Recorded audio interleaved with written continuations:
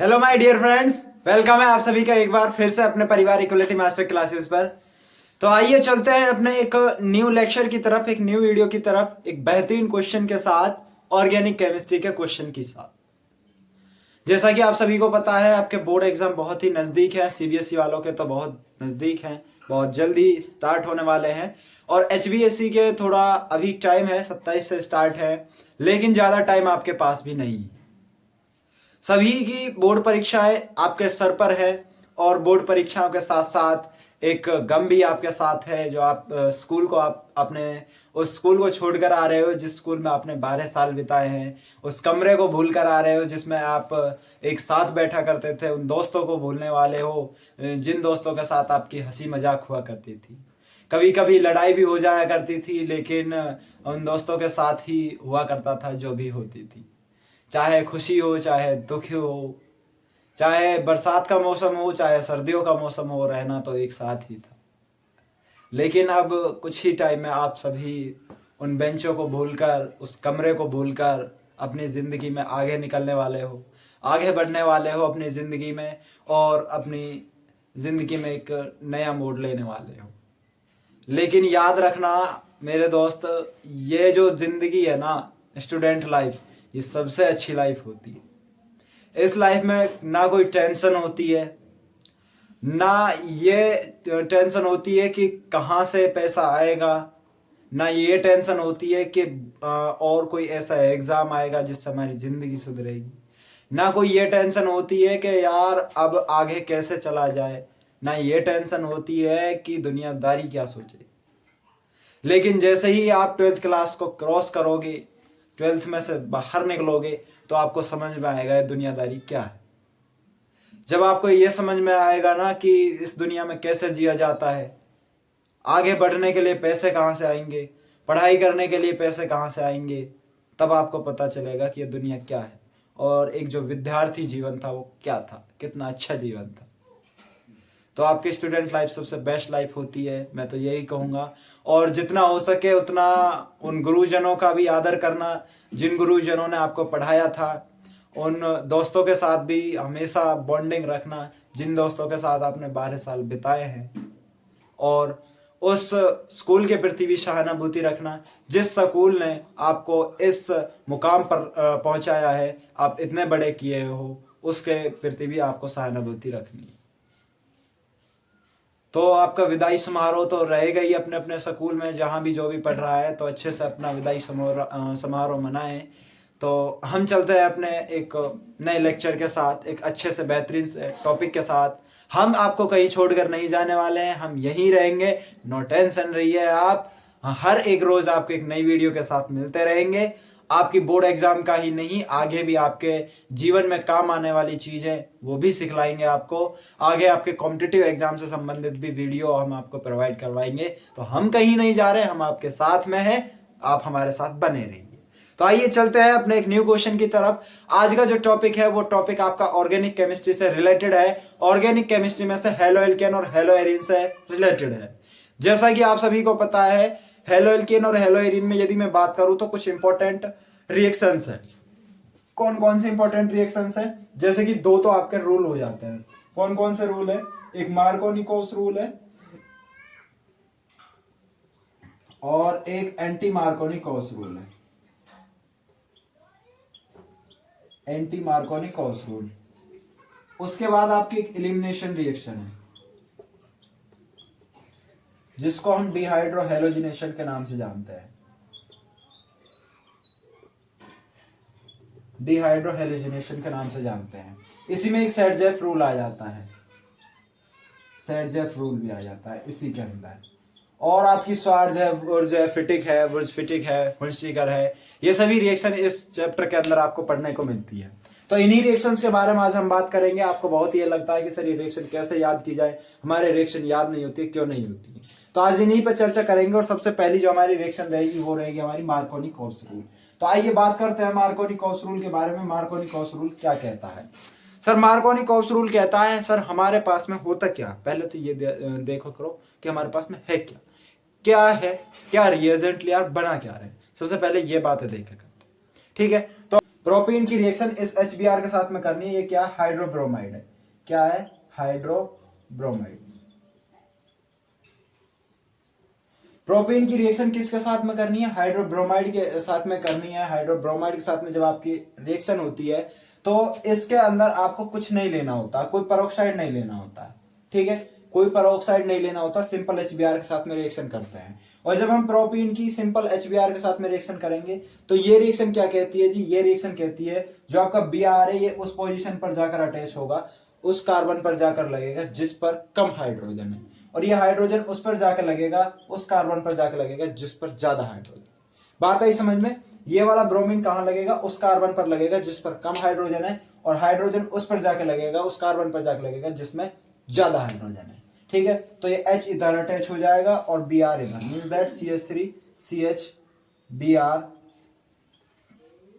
और इधर से CH2 CH3 ये निकल जाएगा आपका, ठीक है। Br हमने इधर अटैच कर दिया, ये अटैच हो गया, ठीक है, और H आपका इधर 2 था, ये इधर हमने 3 कर दिया, तो ये आपका कंपाउंड बन जाता है इसके अंदर, ठीक है। तो ये होती है आपकी रिएक्शन। इसकी थ्योरी कैसे लिखनी होती है, देखो थ्योरी लिखनी होती है, ये क्या है, व्हेन एन अनसिमेट्रिकल एल्कीन, ये क्या है, एक अनसिमेट्रिकल एल्कीन है, कैसी एल्कीन है, unsymmetrical alkene is treated with, इसको ट्रीट किया जाता है किसके साथ, HBr के साथ, किसके साथ, HBr के साथ। HBr के साथ जब ट्रीट करते हैं, when an unsymmetrical alkene is treated with HBr, then the negative part of attacking reagent, the negative part of attacking reagent। अब अटैकिंग रिएजेंट कौन है, HBr का नेगेटिव पार्ट कौन सा है, Br, क्योंकि HBr को जब हम करते हैं तो HBr क्या हो जाएगा आपका, H पॉजिटिव Br नेगेटिव हो जाएगा, क्या हो जाएगा, H पॉजिटिव Br नेगेटिव। बात आई समझ में, ठीक है। तो जो नेगेटिव पार्ट है अटैकिंग रिएजेंट का, attached to that carbon atom, attached to that carbon atom, उस कार्बन एटम से जाकर अटैच होगा, which have lesser number of hydrogen, which have lesser number of hydrogen, जिसके पास में कम हाइड्रोजन होंगे, and positive part of attacking reagent is attached to that carbon atom, which have higher number of hydrogen, क्या समझ में आया sir, ये समझ में आया जो हमारा अटैकिंग रिएजेंट है, अटैकिंग रिएजेंट कौन, HBr, उसका सर नेगेटिव पार्ट, कौन सा पार्ट, नेगेटिव पार्ट उस कार्बन एटम पर अटैच होगा जिसके पास में कम हाइड्रोजन है। HBr कहां अटैच होगा, जिसके पास में कम हाइड्रोजन है, यहां पर अटैच होगा। वहीं पर पॉजिटिव पार्ट कौन सा, पॉजिटिव कौन सा, H पार्ट कहां पर अटैच होगा, उस कार्बन एटम पर अटैच होगा जिसके पास में हाइयर हाइड्रोजन है, हाइयर एटम ऑफ हाइड्रोजन है, ठीक है। तो ये होता है आपका मार्कोनी-कॉप्स रूल, मींस दैट जो Br है, जो नेगेटिव पार्ट है वो उस कार्बन पर लगेगा जिस पर कम हाइड्रोजन है, और जो पॉजिटिव पार्ट है वो उस कार्बन पर लगेगा जिस पर ज्यादा हाइड्रोजन है। ये होता है आपका मार्कोनी-कॉप्स रूल। वहीं यदि मैं एंटी मार्कोनी-कॉप्स रूल की बात कर लूं, किसकी, एंटी मार्कोनी-कॉप्स रूल, उसमें इतना फर्क होता है, बस यहाँ पर पेरोक्साइड होता है, क्या होता है, पेरोक्साइड होता है, इसमें कुछ नहीं होता है मार्कोनी में, एंटी मार्कोनी में पेरोक्साइड होता है। एंटी मार्कोनी में क्या होता है, पेरोक्साइड, लिख देते हैं इधर, एंटी मार्कोनी में क्या होता है, पेरोक्साइड होता है। और पेरोक्साइड होने के साथ ही जो ये Br होता है, ये Br इस कार्बन एटम पर अटैच हो जाता है जिस पर ज्यादा हाइड्रोजन है, और हाइड्रोजन उस कार्बन पर जाकर अटैच हो जाता है जिस पर कम हाइड्रोजन है, ठीक है। समझ में आया, देखो कैसे, अभी समझाते हैं कैसे है। जैसे कि आपके पास में है प्रोपीन, ठीक है, CH3 CH double bond CH2, इसकी रिएक्शन HBr के साथ में आपको करनी है। तो क्या होगा, इधर से होगा, जो ये Br है आपका नेगेटिव पार्ट है, ये नेगेटिव पार्ट लग जाएगा इस वाले कार्बन पर जिस पर ज्यादा हाइड्रोजन है, और ये हाइड्रोजन लग जाएगा इस वाले कार्बन पर जिसमें कम हाइड्रोजन है। ये कहता है आपका एंटी मार्कोनी-कॉप्स रूल। कौन सा कहता है, एंटी मार्कोनी-कॉप्स रूल कहता है। किसकी प्रेजेंस में होता है ये, पेरोक्साइड की प्रेजेंस में, किसकी प्रेजेंस में, पेरोक्साइड की प्रेजेंस में। तो Br को लगा दीजिए यहाँ पर और H को लगा दीजिए यहाँ पर, means that CH3 CH2 single CH2 Br, ये बन जाएगा आपका एंटी मार्कोनी गॉस रूल में। यहाँ पर ये चेंज कर देंगे, नेगेटिव पार्ट उस कार्बन एटम पर जाकर अटैच होगा जिस पे ज्यादा हाइड्रोजन है, लेजर की जगह हाइयर कर देंगे और इधर हाइयर की जगह लेजर कर देंगे। ये कहलाता है आपका एंटी मार्कोनी गॉस रूल। समझ में आया एंटी मार्कोनी गॉस रूल और मार्कोनी गॉस रूल? ये इसमें क्या होता है, दोनों में सिर्फ ये ध्यान रखना आपको, एल्कीन होता है और एल्कीन से हमें ब्रोमाइड एल्केन बनाना होता है। यदि हमें 1 ब्रोमो एल्केन बनाना है तो एंटी का यूज करेंगे, ठीक है। इस बात को याद रखना। क्या याद रखोगे? यदि हमें 1 ब्रोमो एल्केन की जरूरत है, 1 ब्रोमो एल्केन की जरूरत है, तो हम लगाएंगे एंटी मार्कोनी गॉस रूल। क्या लगाएंगे? Anti Markovnikov Gauss rule, means that peroxide की प्रेजेंस में करेंगे। और यदि हमें 2 ब्रोमो एल्केन की जरूरत है, किसकी जरूरत है? 2 ब्रोमो एल्केन की, तो हम लगाएंगे मार्कोनी गॉस रूल। कौन सा रूल लगाएंगे? मार्कोनी गॉस रूल लगाएंगे। बात आई समझ में? कोई दिक्कत, कोई इशू? ठीक है, तो ये बात ध्यान रखना यहाँ से, ये आपका मार्कोनी और एंटी मार्कोनी गॉस रूल होता है, ठीक है। अब बात कर लेते हैं एलिमिनेशन रिएक्शन की, ठीक है। एलिमिनेशन रिएक्शन की बात कर लेते हैं, जिसको हम डिहाइड्रोहैलोजिनेशन के नाम से जानते हैं। जैसा कि आप सभी को पता है, जब हमारे पास में ब्रोमो एल्केन होता है और उसकी हम KOH कराते हैं, KOH कराते हैं तो रिएक्शन क्या होती है, ठीक है। तो एलिमिनेशन रिएक्शन के बारे में बात करते हैं। चलिए, एलिमिनेशन रिएक्शन, ठीक है। एलिमिनेशन रिएक्शन देखो, इसमें मैं समझाने का प्रयास करूंगा आप। हमारे पास में मान लीजिए CH3 CH2 Br है और इसकी रिएक्शन में KOH के साथ में कर रहा हूं, एक बार तो कर रहा हूं मैं एक्वस KOH के साथ में, ठीक है।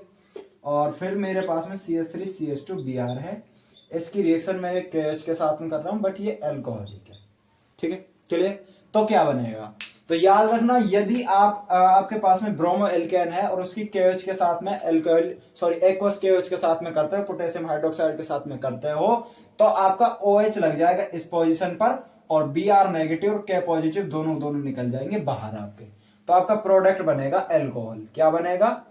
अल्कोहल प्रोडक्ट आपका बन जाएगा, ठीक है। ये इथेनॉल बन जाएगा। आगे बात समझ में? वहीं पर यदि आप अल्कोहलिक KOH के साथ में कराते हो, अल्कोहलिक पोटेशियम हाइड्रोक्साइड के साथ में कराते हो, तो क्या होगा? तो आपका ये अल्कोहल नहीं बनेगा, तो फिर बनता है आपका, क्या बनता है आपका? एल्कीन बनता है। क्या बनता है? एल्कीन बनता है और KBr प्लस में H2O बाहर निकलता है। इस बात को ध्यान रखना सही बच्चे, ठीक है। सर, ये तो होगी आपकी नॉर्मल रिएक्शन और इसको जानते हैं हम डिहाइड्रोहैलोजिनेशन के नाम से, एलिमिनेशन रिएक्शन के नाम से। किसके नाम से जानते हैं? डिहाइड्रोहैलोजिनेशन रिएक्शन या फिर एलिमिनेशन रिएक्शन के नाम से जानते हैं। इंपॉर्टेंट रिएक्शन है, सभी बच्चे याद कर लेंगे, ठीक है। डेफिनेशन वही तरीके से लिख देनी है। When bromo alkane is treated with alcoholic KOH in presence of H2SO4, लिखना चाह रहे हैं आप लिख सकते हो, in presence of H2SO4, then it will converted into alkene, तो ये किस में कन्वर्ट हो जाती है? एल्कीन में कन्वर्ट हो जाती है। क्लियर? ठीक है, कोई दिक्कत? इन तीनों चीजों को यहां से कर लेंगे, Markovnikov Gauss rule, anti Markovnikov Gauss rule और एलिमिनेशन या फिर डिहाइड्रोहैलोजिनेशन रिएक्शन। तीनों के तीनों यहां से इंपॉर्टेंट है, बड़े अच्छे से कर लेंगे, ठीक है। आप सभी से चाहता हूं मैं इजाजत। आगे के लिए ऐसी वीडियो आती रहेंगी। चैनल को लाइक कीजिए, सब्सक्राइब कीजिए, कमेंट कीजिए। धन्यवाद।